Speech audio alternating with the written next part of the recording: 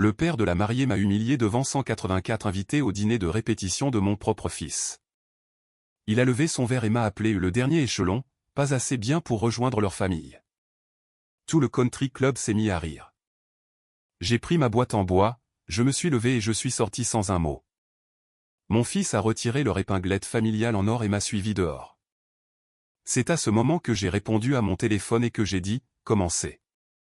J'étais invité au dîner de répétition de mon propre fils en tant qu'accompagnateur et aide familiale non rémunéré. C'est ce qui était imprimé sur le petit carton de couleur crème devant mon assiette, juste sous mon nom, comme si quelqu'un avait pris une plume trempée dans le mépris et l'avait signé au nom de toute la salle. Le dîner avait lieu au Overlook Crest Club, près d'Asheville, en Caroline du Nord, sur une crête où les gens riches aiment contempler les montagnes et appeler cela de l'humilité. Il y avait 184 invités ce vendredi soir. Des avocats, des chirurgiens, des agents immobiliers, un sénateur d'État aux dents trop blanches pour être honnête, et le genre de femmes qui peuvent regarder vos chaussures et connaître toute votre tranche d'imposition avant même que vous ne disiez bonjour.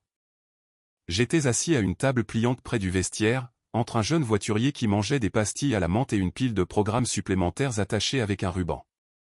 Pas près de mon fils, pas près de la famille de la mariée, pas même près des autres parents. Je me suis dit qu'il devait y avoir une erreur.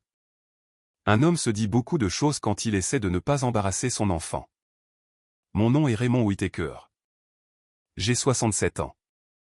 J'ai élevé mon fils Caleb seul depuis l'âge de 6 ans. Sa mère, Hélène, est décédée un mardi pluvieux de mars.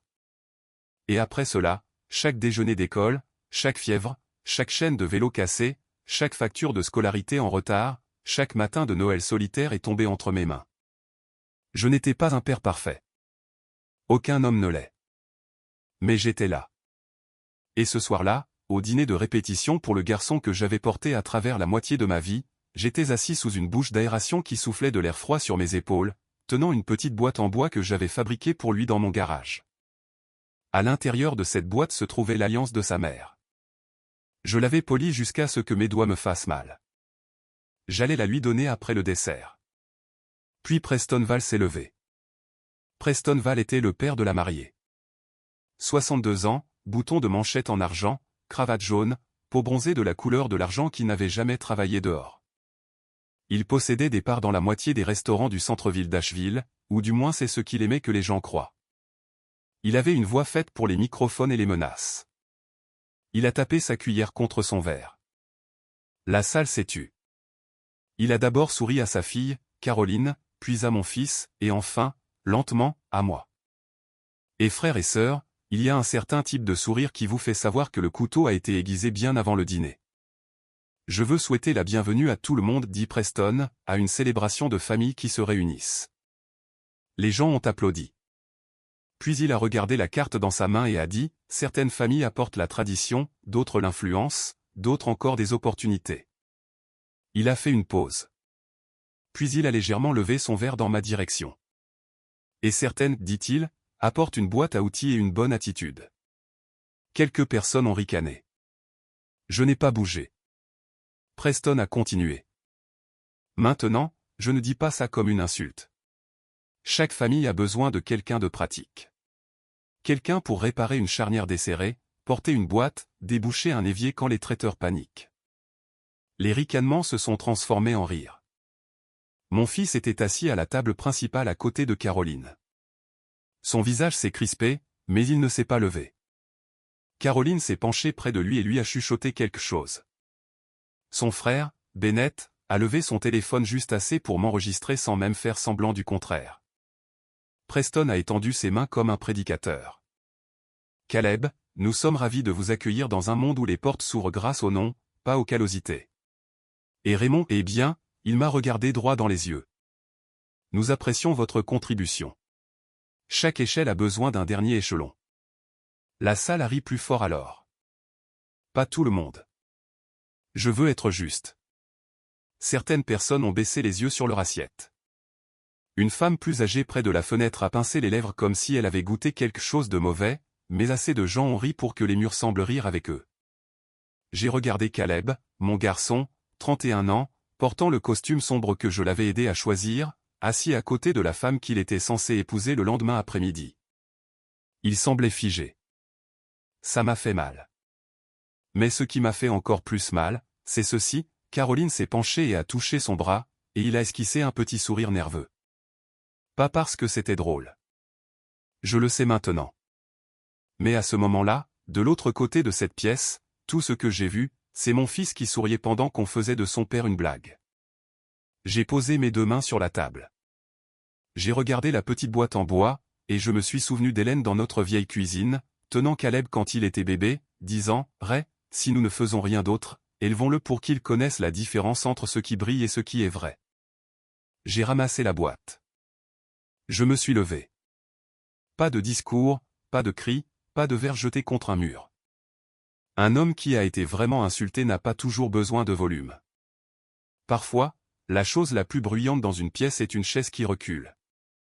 Je suis passé devant le vestiaire, devant les programmes supplémentaires, devant une femme qui a soudainement fait semblant d'étudier son téléphone, devant un serveur qui m'a regardé avec plus de gentillesse que quiconque portant des diamants ne m'en avait montré ce soir-là. Derrière moi, la voix de Preston flottait dans la pièce. « Oh, Raymond, ne sois pas dramatique. Nous sommes tous de la même famille maintenant. » C'est à ce moment que j'ai entendu le grattement d'une autre chaise. Puis des pas, rapides. « Papa. » Je me suis arrêté juste devant les portes doubles, dans le couloir tapissé de photographies encadrées de gouverneurs, de champions de golf et d'hommes qui avaient donné assez d'argent pour que leurs péchés soient suspendus dans des cadres en chêne. Je me suis retourné. Caleb venait vers moi. Sa cravate était desserrée. Son visage était pâle. Ses yeux étaient pleins d'une manière que je n'avais pas vue depuis qu'il avait 12 ans et qu'il essayait de ne pas pleurer après avoir perdu le concours régional d'orthographe. Derrière lui, Caroline s'était levée. Caleb, lança-t-elle sèchement. Ne fais pas de scène. La voix de Preston a suivi. Fils, assieds-toi. Ton père est susceptible. Caleb s'est arrêté à environ 1 mètre de moi. Papa, dit-il, et sa voix s'est brisée sur ce seul mot. Je l'ai regardé pendant un long moment, assez longtemps pour me souvenir de chaque version de lui que j'avais jamais connu, le garçon avec du beurre de cacahuète sur les joues, l'adolescent qui claquait les portes. Le jeune homme qui m'appelait de l'université parce que son camion ne démarrait pas, le futur marié debout dans un couloir entre la famille qui l'avait élevé et la famille qui voulait le posséder. J'ai dit, est-ce que tu retournes là-dedans, mon fils, ou est-ce que tu viens avec moi? Il y a des moments dans la vie où une personne se construit ou se brise en moins de temps qu'il n'en faut pour respirer. Caleb a regardé en arrière à travers les portes ouvertes. Caroline le fixait, furieuse, belle et froide. Preston tenait sa coupe de champagne comme si c'était le marteau d'un juge. Bennett avait toujours son téléphone en l'air. Caleb a fouillé dans la poche de sa veste et en a sorti la petite épinglette en or que la famille de Caroline lui avait donnée ce matin-là. Leur blason familial, un renard enroulé autour d'une clé. Il l'a regardé une fois. Puis il l'a posé sur la table du couloir à côté d'un vase de lys blanc. « Je viens avec toi, dit-il. Nous sommes sortis ensemble. L'air de la montagne nous a frappés, frais et pur. En bas, Asheville scintillait dans la vallée. Le vent d'octobre soufflait à travers les arbres, transportant cette odeur de feuilles humides, de fumée de cheminée et de pluie qui attendait quelque part au-delà de la crête. Nous n'avons pas parlé jusqu'à ce que nous atteignions le bord du rond-point du parking. Mon vieux pick-up était garé bien au-delà de la ligne des voituriers, sous un carrier.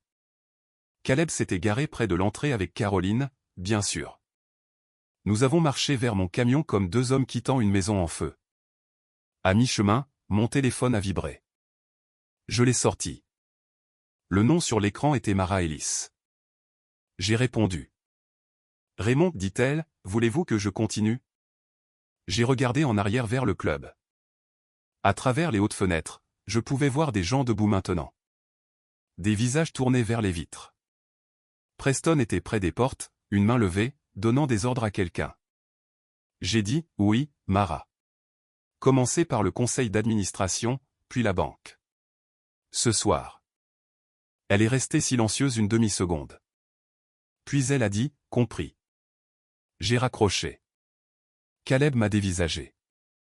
Papa, dit-il. Qui était-ce? J'ai ouvert la portière du camion, puis je l'ai refermée sans monter. Marche avec moi, ai-je dit. Il y avait un chemin de gravier derrière le club qui descendait vers un petit belvédère. Je le connaissais bien. La plupart des gens à Overlook Crest pensaient que le club avait toujours appartenu à des hommes comme Preston Vall. Ce n'était pas le cas. Avant qu'il n'y ait un terrain de golf, avant qu'il n'y ait des lustres, des casiers à vin et des cheminées en pierre importées, cette crête avait appartenu à 3 familles. L'une de ces familles était la mienne. Mon grand-père a acheté 80 acres de cette montagne en 1948 avec l'argent du bois et de l'obstination. Mon père a failli la perdre après une mauvaise année de récolte et un partenaire commercial encore pire. Je l'ai racheté morceau par morceau en occupant 2 emplois et en élevant Caleb. Personne à ce dîner ne le savait parce que je n'ai jamais eu besoin qu'il le sache. Nous avons atteint le belvédère. En dessous de nous, les lumières de la ville tremblaient à travers une fine brume bleue. Caleb se tenait à côté de moi, se frottant les mains, même s'il ne faisait pas si froid. « Papa, dit-il doucement. Qu'est-ce qui se passe ?» J'ai regardé mon fils. J'avais répété cette conversation 100 fois et j'avais détesté chaque version. « Tu te souviens quand tu étais petit, dis-je, et que je te disais que je gérais des contrats d'entretien. » Tu gérais des contrats d'entretien. J'en gérais certains. J'ai fait un signe de tête vers le club. Y comprit cet endroit. Il a froncé les sourcils. Il y a 31 ans, dis-je, le Overlook Crest Club a failli faire faillite. Mauvaise dette, mauvaise gestion, des hommes riches prétendant être plus riches qu'ils ne l'étaient. J'étais plus jeune alors, mais je connaissais la terre. Je connaissais la structure de cet endroit. Alors, j'ai acheté une petite créance à une banque qui voulait s'en débarrasser. Puis une autre, puis une autre. Caleb me fixait. J'ai continué. Avec le temps, par l'intermédiaire de Whittaker Ridge Holdings, je suis devenu le propriétaire majoritaire du terrain sous ce club, de la route de service, de la parcelle de stationnement ouest et des anciens droits de source qui alimentent le système d'irrigation. Le club me loue plus de choses que Preston Vall n'en a jamais possédé de sa vie. Caleb a cligné des yeux comme si j'avais parlé dans une langue qu'il comprenait presque. Tu possèdes cet endroit. Pas l'argenterie, dis-je. Pas le papier peint, mais je possède assez pour que si le conseil d'administration viole le bail, je peux faire en sorte que leurs avocats transpirent dans leurs chemises. Il s'est retourné vers les fenêtres illuminées. Preston le sait. Preston en connaît des morceaux. Il ne sait pas tout. Les hommes comme lui ne lisent jamais les documents attentivement. Il compte sur le fait que les gens sont trop impressionnés pour poser des questions. Caleb s'est assis sur un muret de pierre. Je me suis assis à côté de lui, la boîte en bois toujours à la main. Il y a plus, dis-je. Il a fermé les yeux. Bien sûr qu'il y en a. Depuis 4 mois, Mara Ellis examine les finances de la famille Véal. C'est mon avocate, la plus pointue que je connaisse. Preston a utilisé la fondation caritative du club comme son portefeuille personnel. Des rénovations facturées 2 fois. Des contrats de fournisseurs passés par des sociétés écrans. Des dons redirigés vers des projets de développement au nom de Bennett. Caleb a ouvert les yeux lentement. Quoi? Je ne suis pas allé chercher parce que je ne les aimais pas, dis-je. Je suis allé chercher parce que j'ai vu comment Caroline parlait au serveur. J'ai vu comment Preston te parlait quand il pensait que je n'écoutais pas. Et j'ai vu quelque chose en toi que j'ai reconnu. Quoi? Le regard d'un homme qui essaie de faire passer le manque de respect pour de l'amour. Il a détourné le regard. Celui-là a fait mouche. Je détestais que ce soit nécessaire. Le vent soufflait dans les arbres en contrebas. Pourquoi ne me l'as-tu pas dit, dit Caleb. J'ai pris une profonde inspiration. Parce que j'ai essayé. Pas avec des documents. Pas avec des accusations, mais je t'ai demandé de ralentir. Je t'ai demandé si tu te sentais en paix avec elle. Je t'ai demandé si tu aimais qui tu devenais au sein de sa famille. Chaque fois, tu m'as dit que j'étais protecteur. Peut-être que je l'étais. Mais si j'étais venu te voir avec des papiers et des avocats, tu aurais pensé que j'essayais de racheter ta vie. Il n'a pas répondu. Alors j'ai attendu. J'ai dit, pas pour le mariage. Je ne t'aurais pas laissé te tenir à l'hôtel demain sans que tu le saches. J'allais te parler ce soir après le dîner, en privé. Puis Preston a fait son petit discours. Caleb s'est couvert le visage avec ses 2 mains. J'ai souri, a-t-il chuchoté en le disant. J'ai souri. Je ne sais même pas pourquoi. C'est juste. Tout le monde a ri et Caroline a attrapé mon bras et je me suis figé. J'ai posé ma main sur son épaule. Fils, se figer est humain. Rester figé est un choix. Tu m'as suivi. J'aurais dû l'arrêter au premier mot. Oui, dis-je. Il m'a regardé. J'ai hoché la tête. Oui, tu aurais dû. Et tu le sais. C'est pourquoi tu es assis ici avec moi maintenant au lieu d'être là-dedans à prétendre qu'un homme peut construire un mariage sur la lâcheté. Ses yeux se sont remplis de larmes. Je suis désolé, dit-il. Je sais. Derrière nous, des talons ont heurté le gravier. Caleb. La voix de Caroline a fendu l'air comme une fissure dans du verre. Elle descendait le sentier, toujours dans sa robe de répétition ivoire, l'ourlet relevé dans une main. Bennett suivait avec son téléphone baissé maintenant, et Preston venait derrière eux, respirant plus fort qu'il ne voulait que quiconque le remarque. Caroline s'est arrêtée à 3 mètres de distance. « Qu'est-ce que vous faites » a-t-elle exigé. Tout le monde attend. Papa plaisantait. Tu sais comment il est. Caleb s'est levé. Je suis resté assis. Il a dit, ton père a appelé le mien le dernier échelon devant tout le monde. Elle a levé les yeux au ciel. Littéralement levé les yeux au ciel comme si la douleur était une mauvaise étiquette. Caleb, c'était un toast. Les gens exagèrent dans les discours. Ton frère a filmé ça. Bennett filme tout. Ta mère a ri parce que c'était inconfortable. Il l'a dévisagé. Et toi? Elle a croisé les bras.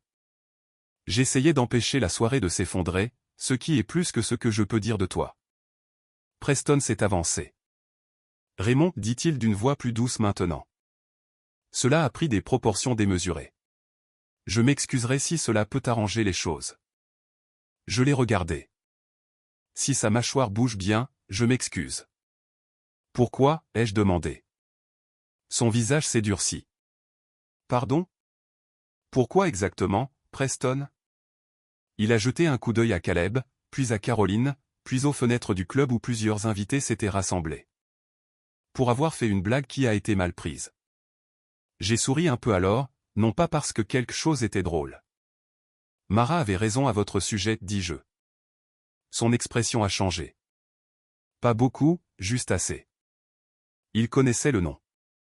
Qui est Mara? A demandé Caleb. Le visage de Preston est devenu gris autour de la bouche. Je me suis levé.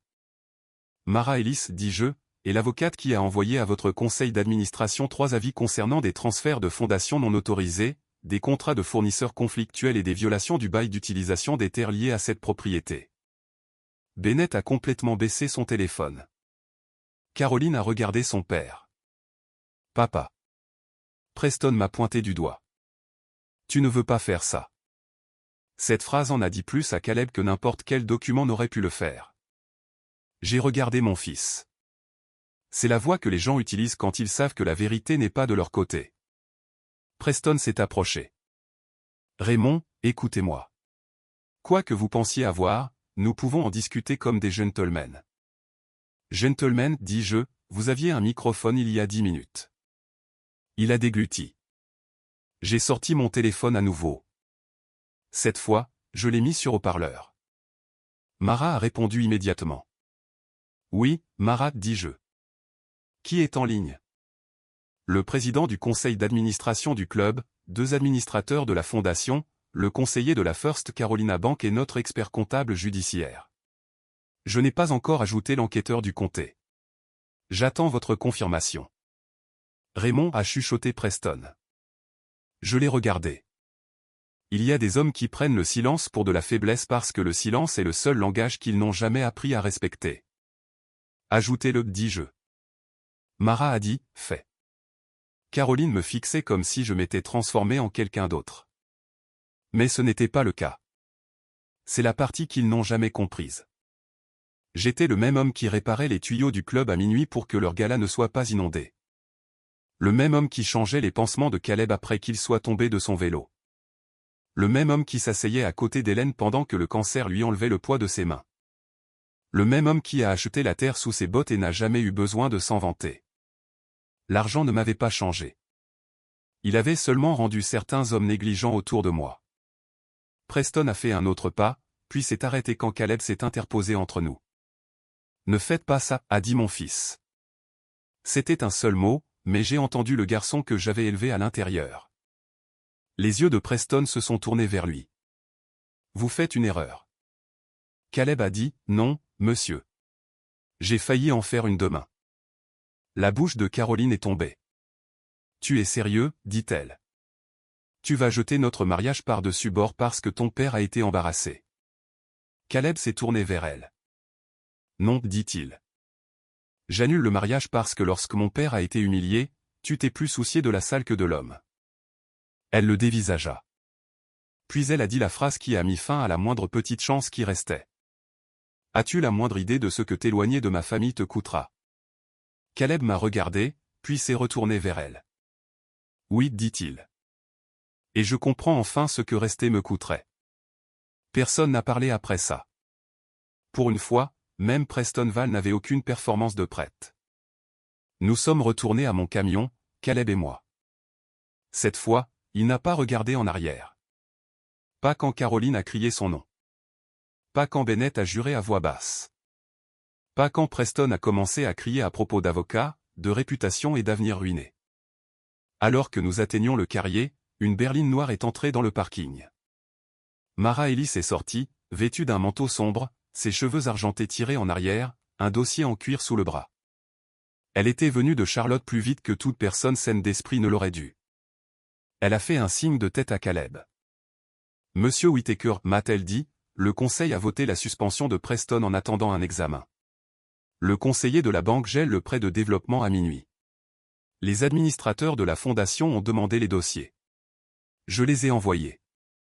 Caleb s'est appuyé contre le camion comme si ses genoux s'étaient enfin souvenus de la gravité.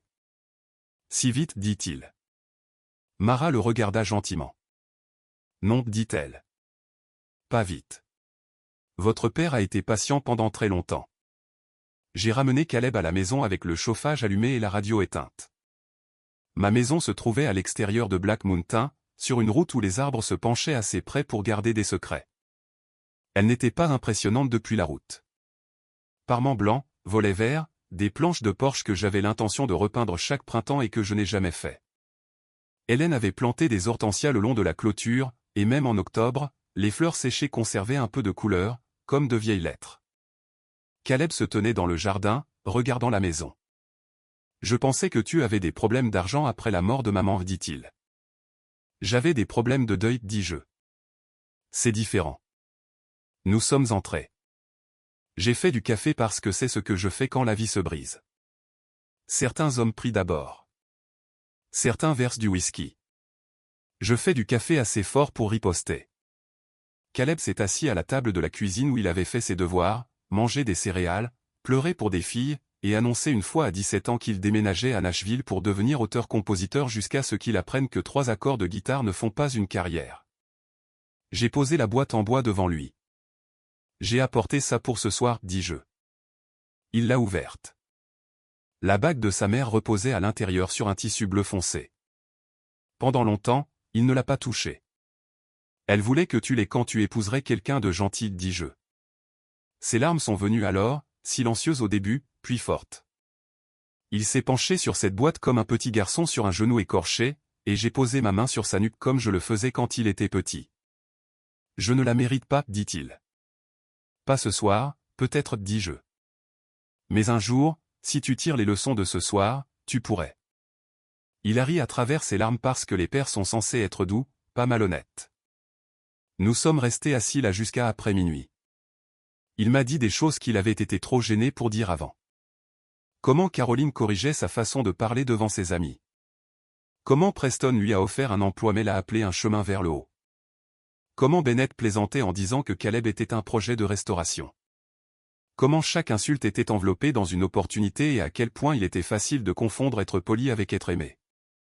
J'ai écouté. C'est une autre chose que font les pères. Nous écoutons quand les dégâts trouvent enfin des mots. 3 semaines plus tard, les fiançailles étaient légalement dénouées. Les acomptes du mariage étaient perdus.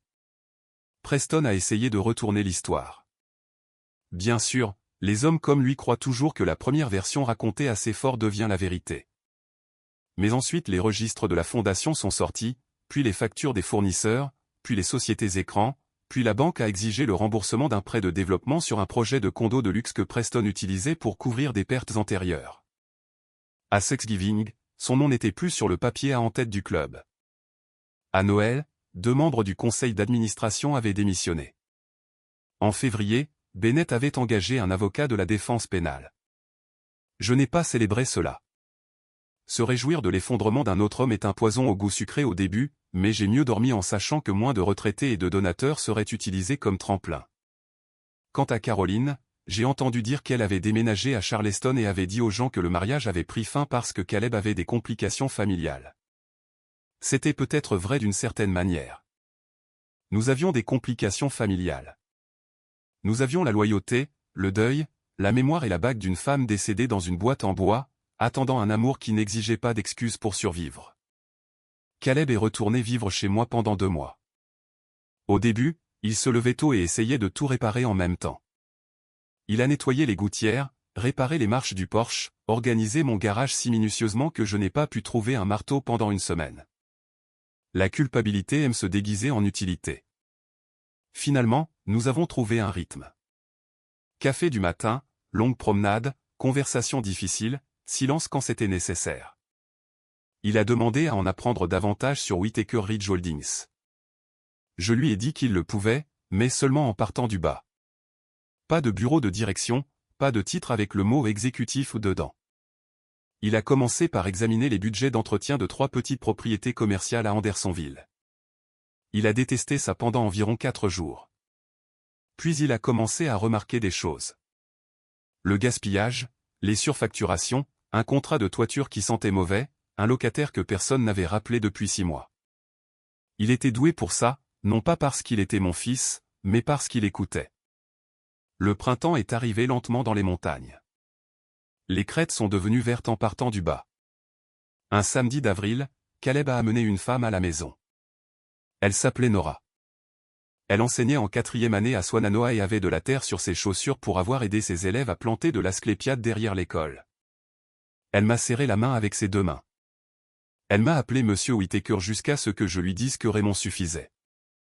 Au dîner, elle a posé des questions à Caleb sur sa mère avant de lui demander ce qu'il faisait dans la vie. Je l'ai apprécié pour ça. Plus tard, quand Caleb est sorti chercher plus de bois de chauffage, Nora m'a aidé à débarrasser les assiettes sans en faire tout un plat. Elle a vu la boîte en bois sur le manteau de la cheminée. C'est magnifique, dit-elle. Je l'ai fabriqué moi-même, lui ai-je dit. Ça se voit, dit-elle.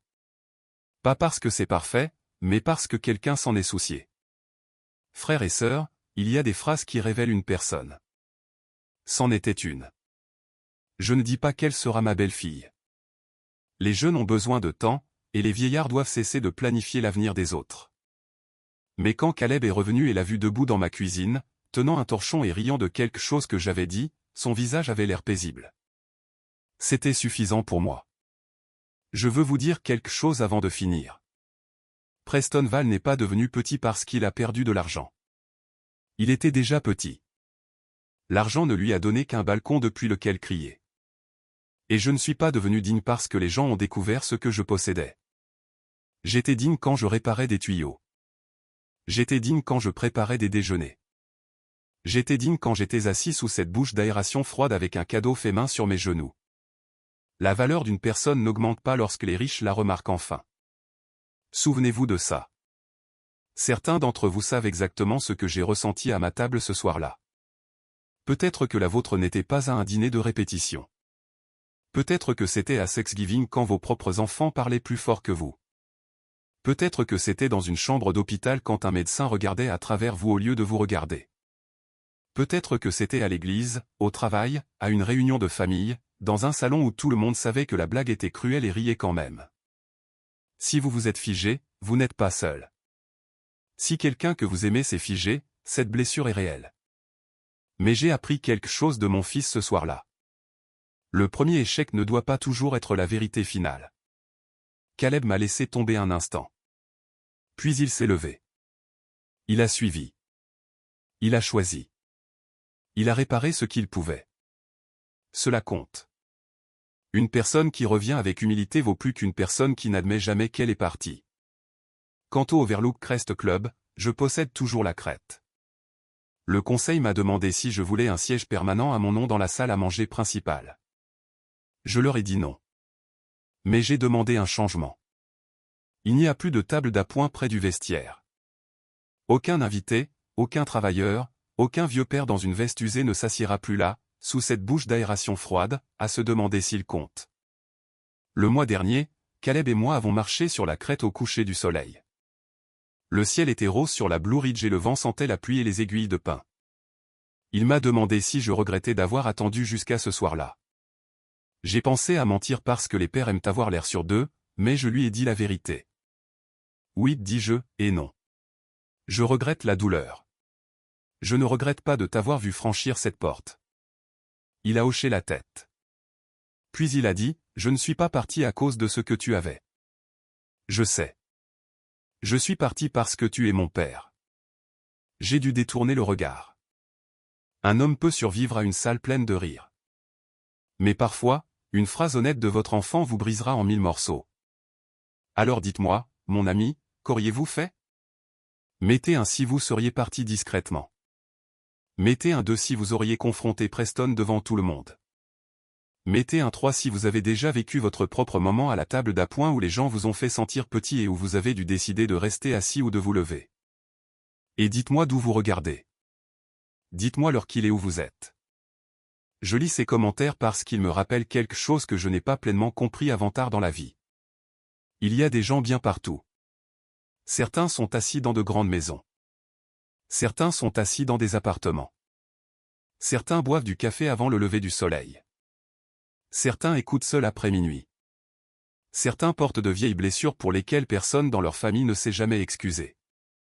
Mais si cette histoire vous a trouvé, peut-être vous a-t-elle trouvé pour une raison. Peut-être est-elle là pour vous rappeler que la dignité ne nécessite pas de permission. Et peut-être, juste peut-être, qu'il n'est jamais trop tard pour se lever de la table où ils ont essayé de vous mettre. Parfois, la position la plus forte n'est pas une voix élevée, mais le moment tranquille où nous choisissons l'amour plutôt que la fierté. Raymond et Caleb nous rappellent que la famille peut encore guérir quand quelqu'un a le courage de revenir, de s'excuser et de faire mieux. Tenez-vous près des gens qui vous ont soutenu. Et chaque fois que vous le pouvez, soyez le refuge où quelqu'un peut retourner.